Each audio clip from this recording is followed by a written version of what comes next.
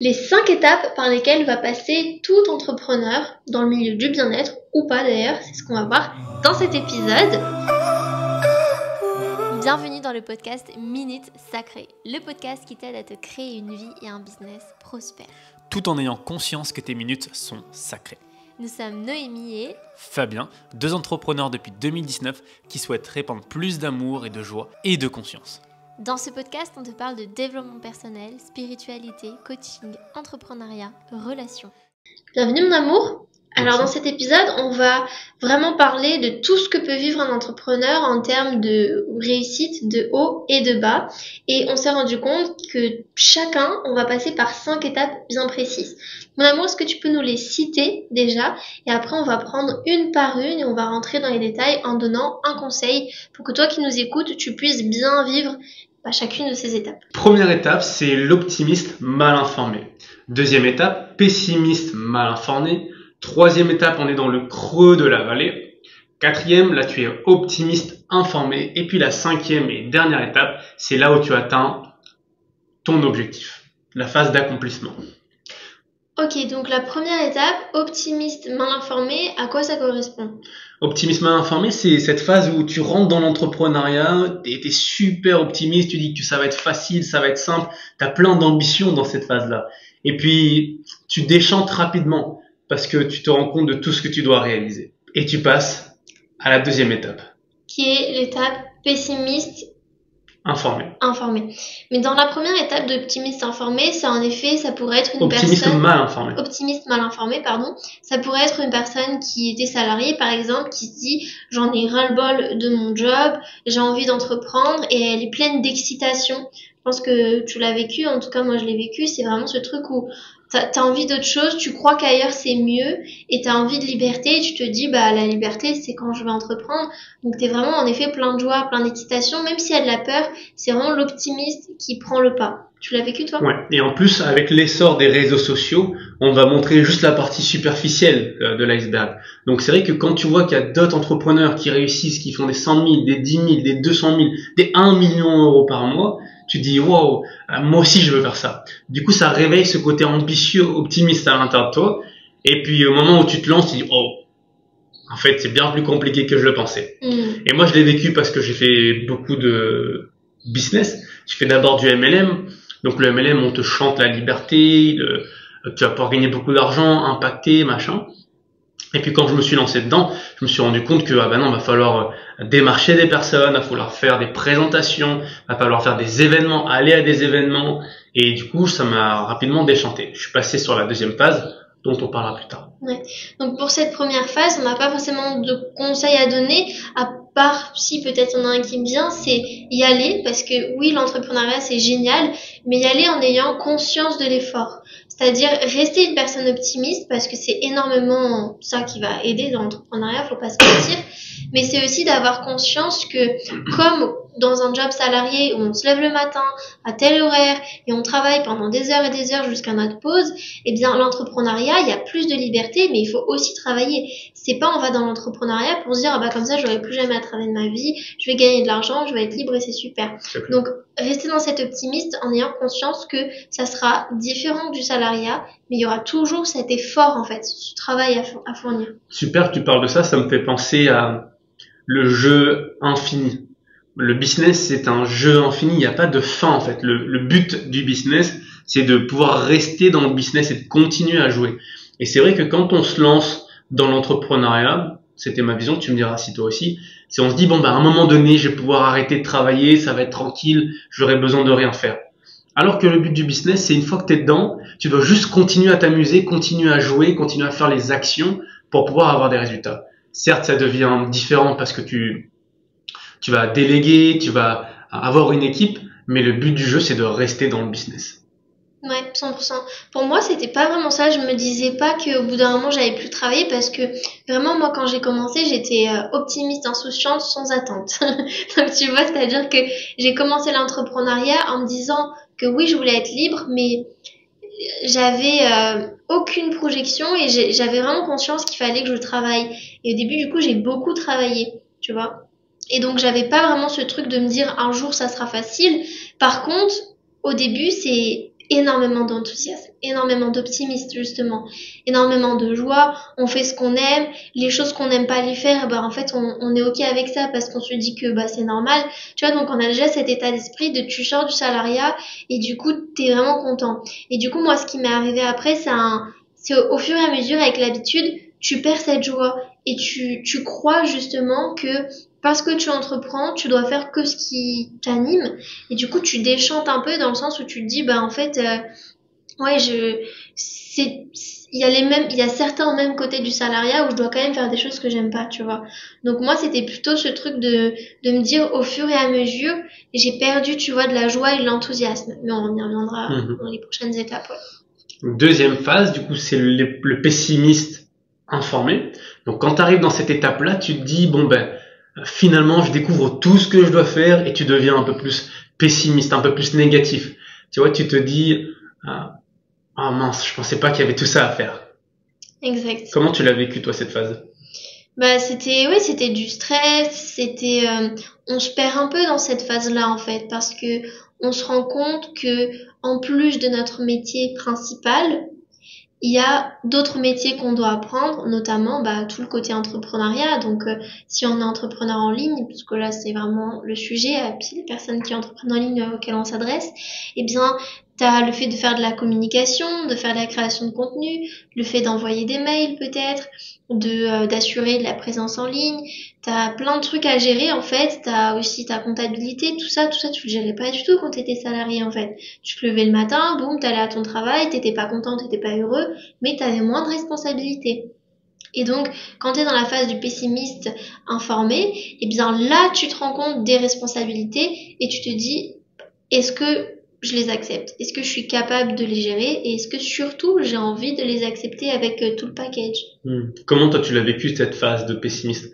Parce que tu nous parlais que tu étais insouciante, optimiste, positive. Et quand tu es arrivé dans cette deuxième phase, comment tu l'as vécu? Ben, je redescends sur terre, tu vois. Tu te dis, ah ouais, waouh, il y a plein de trucs que tu sais pas, en fait.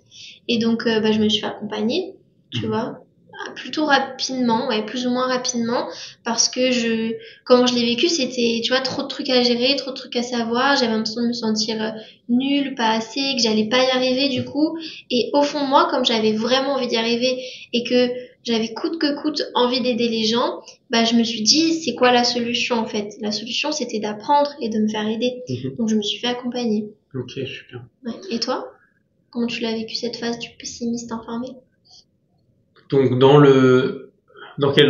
quelle phase? Dans ma phase de marketing de réseau, de e-commerce, de closing. Bah toi tu l'as vécu un peu en allant ailleurs quoi, du coup t'es tombé dans le syndrome de l'objet brillant. Ouais. Tu peux expliquer, ça c'est intéressant. Bah l'objet brillant ça va être vraiment dans la troisième phase, mais là ça commence un peu au début quand même. Ouais, exact, parce que tu te rends compte, en fait même, tu vois ce côté pessimiste, je l'ai vécu en me disant mais ça a l'air tellement simple pour les autres, alors que moi j'ai l'impression que je galère, il y a plein de choses à faire, je dois en effet créer du contenu, démarcher des personnes, vendre, prospecter, enfin, il y avait plein de choses qu'on m'avait pas dit avant, et ce qui fait que ça m'a un petit peu déboussolé, et c'est pour ça que j'avais quitté le MLM pour partir vers du e-commerce, en pensant que dans le e-commerce ça allait être beaucoup plus simple.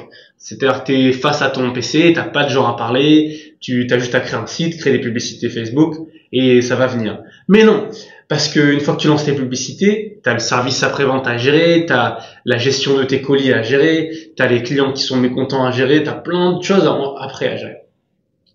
Et après, bon là j'ai quitté le e-commerce parce que je me suis rendu compte qu'il me manquait la dimension parler, proximité avec des gens. Et puis je suis revenu dans le marketing de réseau après ça. Super. Et avec le recul, du coup, est-ce que tu regrettes d'avoir testé plein de choses et de t'être éparpillé un peu dans cette phase de pessimiste informé et entre le creux de la vague, et on va en parler un peu après? Il n'y a pas de regret parce que toutes ces expériences m'ont emmené à ce que je fais aujourd'hui, à notre rencontre, à notre collaboration, et je suis super reconnaissant pour ça. Donc pas de regret par rapport à ça, mais si j'avais su les 5 étapes avant de me lancer, probablement j'aurais persévéré dans un truc, soit le e-commerce, et j'aurais eu beaucoup plus de résultats. Ouais, 100%. Mm.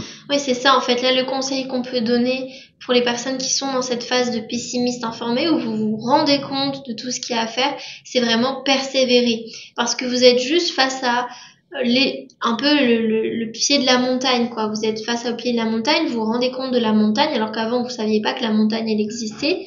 Et maintenant, vous vous dites, ah bah, je vais jamais y arriver. Mais en fait, c'est pas parce que vous vous rendez compte de la montagne qu'on vous demande de la gravir en 1 minute. C'est vraiment, vous venez de vous rendre compte de la montagne. Maintenant, dites-vous, ok, c'est quoi les étapes? Par quel chemin je peux passer pour gravir petit à petit cette montagne?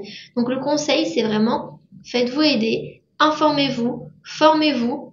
N'ayez pas peur de cette montagne parce que personne ne la gravit en 1 minute. Et vraiment, allez-y petit à petit en persévérant. Et autre conseil, ne croyez pas en fait que c'est mieux ailleurs parce que de partout où on va dans la vie, il faut faire des efforts, on rencontre des obstacles et des challenges de partout, de partout, de partout, de partout. Que ce soit dans le personnel ou le professionnel, les obstacles, les apprentissages, les choses un peu cachées, il y en a de partout en fait. Donc c'est jamais mieux ailleurs. Et c'est pareil pour les formations. Tu vois, quand on va investir dans une formation, dans un accompagnement, on pense que wow, ça va être super simple, il me promet des résultats, il y a une promesse alléchante. Et puis ça, c'est quand on est optimiste, mal informé. Et quand on rentre dans l'accompagnement ou dans la formation, on devient tout de suite pessimiste parce qu'on se dit, oh, je pensais pas qu'il fallait faire tout ça, qu'il fallait mettre autant d'efforts, autant d'énergie, autant de temps. Et puis finalement, on finit par abandonner. C'est pour ça qu'il y a beaucoup de personnes qui achètent un programme ou une formation qui abandonnent parce qu'elles sont pas au courant de ces 5 étapes. Et c'est pour ça qu'on te fait cette vidéo audio pour te transmettre ces 5 étapes pour que tu sois conscient.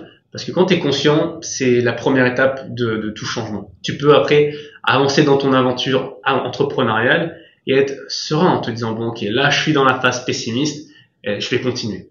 Complètement. Et puis j'inviterai vraiment toutes les personnes qui nous écoutent, au-delà d'en avoir conscience, c'est vraiment de l'écrire, c'est-à-dire réécoute ce podcast une autre fois s'il le faut, prends des notes et mets-le quelque part en évidence.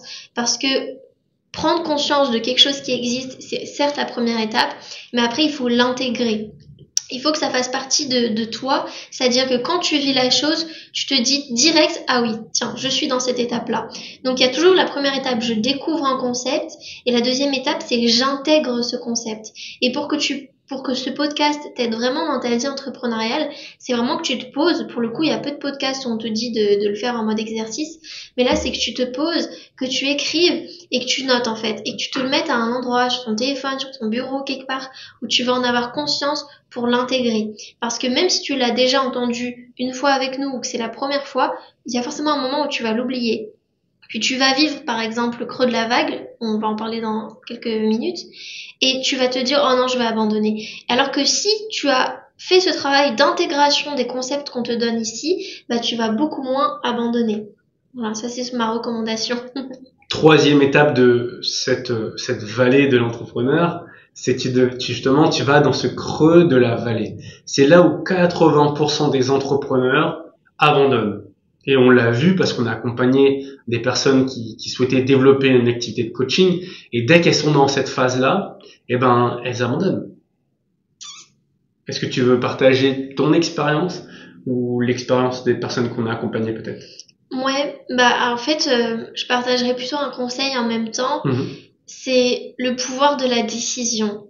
J'en parle souvent parce que pour moi c'est vraiment super important. C'est quand tu décides quelque chose pour ta vie, au fond de ton âme, dans tes tripes, dans ton cœur, au plus profond de ton âme que tu t'y connectes, bah tu vas pas abandonner. C'est-à-dire que peu importe le creux que tu vas vivre, tu vas être mal, tu vas douter, tu vas pleurer, tu vas tout remettre en question, mais ça sera que le processus. Tu vas jamais aller au bout, tu vas jamais aller à l'échec parce que tu vas jamais t'abandonner. Et donc oui, bien sûr, on en a vu. Dans notre expérience, on en a vu des personnes qui abandonnaient.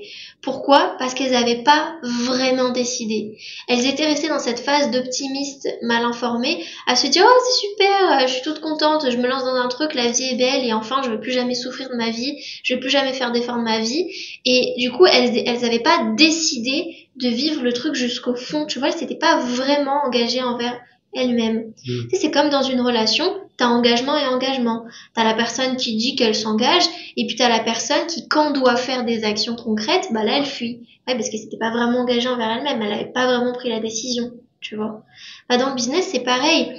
Bien sûr qu'il va y avoir des moments où tu vas te dire mais qu'est-ce que j'ai fait? Mais pourquoi j'ai quitté mon travail et pourquoi je suis là en train d'essayer d'aider les gens et de vivre de ça et on m'a promis ça et en fait c'est pas vrai. Tu vois, tu vas te monter la tête en fait, tu vas te dire que c'est pas pour toi, tu vas te dire que c'est de l'arnaque, tu vas te dire que c'est que des rêves et du coup les rêves ils sont pas faits pour être réalisés. Tu vas te raconter plein d'histoires. Mais si au fond de toi t'as vraiment pris la décision, t'iras jamais jusqu'à l'acte de t'abandonner, pour moi. Qu'est-ce que t'en penses? Dans cette troisième phase, les symptômes de ça, c'est tu vas commencer en effet à douter de toi, à douter de tout, tu vas tout remettre en question et tu vas aussi regarder d'autres solutions. Tu vas dire bon ben c'est peut-être pas fait pour moi, mais peut-être il y a autre chose de mieux. Et donc tu vas commencer à regarder ce que font les autres. Et là c'est la phase où tu vas être perdu dans toutes tes informations, tu sais plus par où aller, quoi faire, comment faire, et finalement tu finis par avoir ce syndrome de l'objet brillant, ou même ce syndrome de l'herbe est plus verte ailleurs. Tu vois, tu penses que chez ton voisin c'est plus simple, c'est mieux, du coup tu vas aller chez ton voisin. Et quand tu vas être chez ton voisin, tu vas te rendre compte, ah ben finalement je retombe dans cette phase de optimiste mal informé, puis pessimiste informé. Et t'avances jamais sur la suite. c'est ça. Et les gens restent bloqués dans ces trois premières phases. Alors que la clé, c'est juste de persévérer un peu plus, même si ce creux de la vallée, bah, c'est douloureux. Il y a de la résistance, mais c'est parce qu'il y a de la résistance que tu dois affronter ça. Tu vois, dans tous les romans, dans tous les films qu'on adore d'Hollywood, il y a toujours cette phase à un moment de difficile et le héros, il continue, il persévère et ça en rend une histoire fabuleuse. Si c'était tout simple, où dans le film on te dit bon ben il a réussi du premier coup et il était millionnaire du premier coup, bah, le film il est chiant. Ouais, t'as pas de leçon, c'est pas la vie. En fait, c'est intéressant ce que tu dis parce que là, on parle des 5 étapes de l'entrepreneuriat, mais pour moi, c'est les 5 étapes de la vie que tu vis tout le temps. Tu sais, on parle beaucoup de séduction parce qu'on aime bien, mais dans une relation, c'est pareil. T'arrives dans une relation, t'es carrément optimiste, mal informé. C'est tout beau, c'est tout rose, tu connais pas vraiment la personne, t'as des papillons, puis là, tu te rends compte, ah ouais, en fait, il y a des trucs peut-être que j'aime pas, ou tu vois, il faut faire des efforts, faut communiquer, faut mettre son ego de côté, et après t'as peut-être des moments difficiles, mais si tu persévères, que tu quittes pas la relation parce que t'es vraiment engagé avec cette personne, bah tu vas aller vers la 4e phase qu'on va expliquer dans un moment. Avant, je voudrais réexpliquer quelque chose pour ce 3e point, donc c'est vraiment le creux de la vague.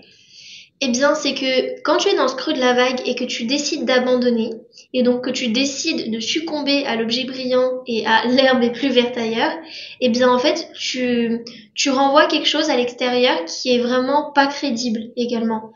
C'est-à-dire que ta crédibilité et ton estime de toi aussi va forcément baisser. Parce que ce que tu fais, c'est que tu abandonnes, et c'est que tu te disperses, et c'est que tu es pas quelqu'un de solide sur qui on peut compter. Tu vois, t'es pas en train d'incarner le leader à l'intérieur de toi. Et le leader, avant de leader des autres, c'est de leader sa propre vie. Et donc, quand tu t'abandonnes dans ce creux de la vague, tu n'es même pas un leader pour toi. Donc, si tu n'es pas un leader pour toi, tu ne peux pas être un leader pour les autres. C'est pour ça que les entrepreneurs qui se font avoir dans ce creux de la vague, en fait, au bout d'un moment, ils ont pas de clients. Parce qu'il n'y a pas de, tu vois, il n'y a pas de magnétisme, il n'y a pas de confiance, il n'y a pas de leadership qui sont installés dans la relation avec ses clients. Parce qu'ils sont tout le temps en train de se remettre en question, tout le temps en train de douter, ils persévèrent jamais, ils passent jamais cette étape du creux de la vague pour aller à la 4e étape. Qui est l'optimiste informé. Maintenant que tu as passé ces 3 premières étapes qui sont les plus douloureuses, tu arrives et tu te dis bon ben je vais persévérer. Maintenant je suis au courant de tout ce que je dois réaliser, je me mets en place un processus, des actions simples à suivre et j'y vais avec le bon état d'esprit. Parce que tu vas avoir toujours ces 2 états d'esprit, cette polarité qui existe. Tu as le côté pessimiste, mais si tu as ce côté pessimiste, tu as également ce côté optimiste. Et en incarnant l'optimisme, eh ben, tu vas avoir beaucoup plus de résultats positifs que si tu as adopté un état d'esprit pessimiste. La différence entre les deux, c'est le pessimiste, il va voir tout ce qui ne va pas dans sa vie, et l'optimiste, il se dit, ok, il y a ça qui va pas, mais je peux le transformer en quelque chose de plus positif. Ouais. On peut parler aussi de mindset. J'en ai parlé il y a pas longtemps sur les réseaux. Tu as 2 types de mindset. Tu as le mindset fixe et le mindset de croissance. Et en effet, quand tu passes de cette étape du creux de la vague ou même du pessimiste informé, tu arrives vers l'optimiste informé parce que tu as switché de mindset. Avant, dans les 3 premières phases, tu étais dans une phase de mindset fixe. C'est-à-dire que tu te disais, il y a un problème, et basta. Il y a un problème, ma vie est problème, je suis une victime, il n'y a pas de solution, tout est dur, il m'arrive que des conneries, et puis de toute façon c'est pas pour moi, et puis de toute façon j'ai le mauvais œil ou j'ai pas d'étoile, tu vois. Donc tu remets tout en fait sur c'est mal et c'est comme ça. Donc ton mindset est fixe, c'est-à-dire que problème égale problème, et basta en fait, ça s'arrête là. Alors que le mindset de croissance, c'est il y a un problème, c'est génial. Ça veut dire qu'il y a une solution. C'est un mindset où tu vas toujours chercher la solution, tu vas toujours chercher l'évolution, et j'irai même plus loin, c'est tu vas te réjouir des problèmes et des difficultés parce que tu sais que c'est la vie. Tu sais que c'est le moyen pour toi d'évoluer, de t'expanser, de devenir une meilleure personne. Et donc là, t'es passé vraiment dans ce mindset de croissance. Il y a des problèmes, c'est ok, j'accepte la vie telle qu'elle est, et je vais trouver une solution. Et là, du coup, tu es dans cette 4e phase d'optimiste informé. Le conseil vraiment que tu viens de donner, c'est d'adopter ce côté growth mindset de croissance, justement pour pouvoir persévérer et surmonter les obstacles. Et moi, je t'ai partagé d'adopter finalement l'état d'esprit optimiste. Optimiste, c'est pas, je veux vraiment préciser ça, l'optimisme, c'est pas tu néglige tous les parties négatifs et tu es à fond positif. Non, optimiste, c'est t'es conscient qu'il y a des challenges, mais ces challenges, ça devient des opportunités de croissance. Complètement, tellement. Et la dernière étape, c'est la phase où tu atteins ton accomplissement, tu atteins tes objectifs. Et là, du coup, c'est le bonheur parce que t'es passé par plein de vagues, des hauts, des bas, et là, t'arrives et enfin, t'as la fierté de t'être accompli. Ce qui est intéressant sur cette étape, c'est même pas le fait d'accomplir l'objectif, du coup, c'est la personne que t'es devenue. C'est le fait que t'as passé toutes ces 4e étapes avant, eh bien, tu t'es transformé, t'es devenu une nouvelle personne. Ton mindset, justement, a changé. Ta manière de voir la vie a changé. Ta manière de voir l'entrepreneuriat a changé. Et donc, non seulement t'as accompli ton objectif, mais en plus de ça, tu es une nouvelle personne. Et là, la leçon à comprendre, c'est que pour atteindre tes objectifs, il faut devenir une autre personne. Forcément. On ne peut pas vivre sa vie de rêve en faisant toujours la même chose. C'est Einstein qui disait ça. Tu vois que la folie, c'est de faire toujours la même chose en espérant un résultat différent. Donc, 5e point, vraiment le conseil, c'est réjouis-toi et attends-toi à ce que ça continue, quoi, parce que c'est la vie. Qu'est-ce que tu dirais, toi, sur cette 5e étape? Eh ben, en effet, tu as cette satisfaction d'être arrivé à ta 5e étape, mais parce que tu as surmonté des challenges, des difficultés, et c'est pour ça que ça devient beaucoup plus savoureux. Tu vois, il y a une saveur de waouh, je le mérite, quoi. Au lieu de juste d'être arrivé, boum, il n'y a pas eu de problème, de difficulté, et tu vois, tu n'auras pas la même saveur. Mais oui, c'est clair. Donc, c'est important de prendre conscience que de ces 4 phases juste avant, et de te dire que si tu es dans le creux de la vague, persévère, parce que au bout du tunnel, tu verras la lumière, en fait. Complètement. Puis encore une fois, c'est vraiment ça dans la vie de manière générale. Donc, en avoir conscience, c'est important parce que ça permet de changer sa vision et son regard sur la vie. Et si notre vision et notre regard sur la vie et là pour ce podcast, l'entrepreneuriat change, eh bien ça devient beaucoup plus facile. Parce que c'est certes que, c'est sûr que c'est pas toujours tout beau, tout rose, que des fois on souffre, que des fois on fait des erreurs et que des fois c'est difficile, qu'on a envie d'abandonner. Mais si vraiment profondément on a conscience de tout ça et qu'on l'accepte, qu'on accepte la vie telle qu'elle est, c'est beaucoup plus facile après. Question finale, est-ce que c'est mieux du coup en connaissant tout ça d'être entrepreneur ou d'être salarié? D'être entrepreneur, je trouve. Parce que dans les 2 cas, t'as des difficultés. Tu vois, c'est-à-dire que si t'es entrepreneur, certes, t'as un peu moins de doutes, t'as moins de responsabilités, mais t'es plafonné en termes de revenus. Si t'as de la chance, t'aimes ton métier, mais pour la plupart des personnes qui écouteront ce podcast, bah, ça sera pas le cas, tu vois. Donc, en fait, quand t'es salarié, certes, t'as un peu moins de poids, un peu moins de responsabilité, mais t'as la responsabilité de vivre une vie qui te ressemble pas. T'as la responsabilité de ne pas vivre tes rêves. Tu vois, c'est-à-dire que dans tous les cas, t'as un coût à payer, tu vois. Le coût à payer dans l'entrepreneuriat, c'est l'effort, c'est les doutes, c'est vraiment toutes ces vagues émotionnelles. Mais le coût à payer dans le salariat, c'est que tu arrives à la fin de ta vie et tu te dis, mais qu'est-ce que j'ai foutu? J'ai pas vécu mes rêves, en fait. J'ai vécu une vie qu'on m'a imposée. J'ai été un peu voilà, cette esclave moderne de la société. Et en fait, j'ai pas du tout fait ce que je voulais. Encore une fois, je mets du contexte, ça dépend. Tu peux très bien être salarié et kiffer ton métier, et dans ce cas-là, bah, c'est super. Mais il n'empêche que ton salaire, il évoluera pas beaucoup. Tu seras toujours dans le même truc, quoi. Tu vois, tu seras pas vraiment, t'auras pas vraiment évolué en tant que personne, généralement. Quoique, bon, ça se discute. Mais tu vois, donc, en connaissant tout ça, bah, moi, à titre personnel dans ma vie, oui, je préfère l'entrepreneuriat. Et toi? Puisque je suis entrepreneur, mais j'ai été aussi salarié, donc je vois vraiment la différence. Et pour moi, être un entrepreneur, c'est vraiment aller dans le sens de ce que Dieu ou l'univers veut pour nous. Tu vois, lorsqu'on est entrepreneur, on est créateur, on transforme des idées, une énergie en quelque chose de palpable, en revenu aussi. Et moi, le déclic, ça a été au moment où j'ai demandé mes vacances, tu vois, quand j'étais salarié. Et mon responsable m'a dit non, tu peux pas aller en vacances. Non, tu peux pas prendre du temps pour toi. Et moi, ça a été vraiment le moment où je me suis dit, mais à quel moment on demande la permission à quelqu'un pour sa vie à soi? Enfin, c'était inconcevable. Et là, ça a été le déclic en me disant, mais non, je veux pas vivre comme ça. Je veux pas que quelqu'un me dise, bah c'est bon, tu peux aller aux toilettes. C'est bon, tu peux aller manger maintenant. Bah c'est bon, tu peux aller prendre tes vacances. Et c'est pour ça que moi, le Covid, je l'ai mal vécu, parce que j'accepte pas que quelqu'un me dise à ce que je dois faire pour ma vie. Enfin, Tellement, je suis tellement c'est d'accord. pas possible. Ouais, c'est clair. Ouais, moi, mon déclic, c'était ça aussi. C'était quand je travaillais à Yves Rocher et que je pouvais, tu vois, j'avais cette pression du résultat, cette pression du timing, ce truc de tu dois faire comme ça, tu dois faire comme ça. Alors que moi, dans mon intuition et mes valeurs et mon fort intérieur, je voulais faire autrement pour mes clients que j'avais, tu vois. Et là, c'est pareil, je me suis dit, mais toi qui veux aider les gens, enfin là, t'es pas en train d'aider les gens, t'es en train de faire que ta patronne te dit alors que tu vois que c'est pas bon pour toi ni pour la cliente. Enfin, je veux dire, c'est ridicule. Et donc, en effet, pour les personnes qui l'ont pas écouté, on vous invite à écouter notre podcast vidéo sur l'économie de Dieu, puisque on en parle. Et c'est vrai que tu peux très bien être entrepreneur en ayant un cadre. Tu vois, je pense par exemple là au nounou. Tu vois, moi, mon petit frère, il avait une nounou quand il était petit.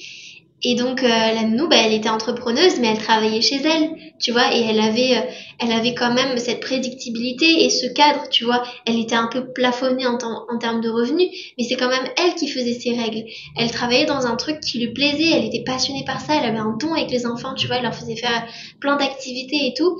Et donc moi, je crois vraiment à cette économie de Dieu, que le salariat, certes, dans certains cas, c'est bien, mais je trouve que ça ne devrait plus exister parce que chacun pourrait être dans un cadre où il est sécure, mais il est libre de choisir pour sa vie. Il est libre en fait. On vient au monde libre où on n'a pas de président, de patron. Alors pourquoi on devrait vivre sur tout ce chemin-là jusqu'à la mort en ayant comme ça des trucs au-dessus de nous en fait. Tu vois, je trouve pas ça sain.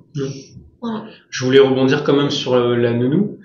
Tu vois, des fois, lorsqu'on se lance dans l'entrepreneuriat, on pense que si on prend cette voie-là, on va pas pouvoir scaler, on va pas pouvoir augmenter notre business.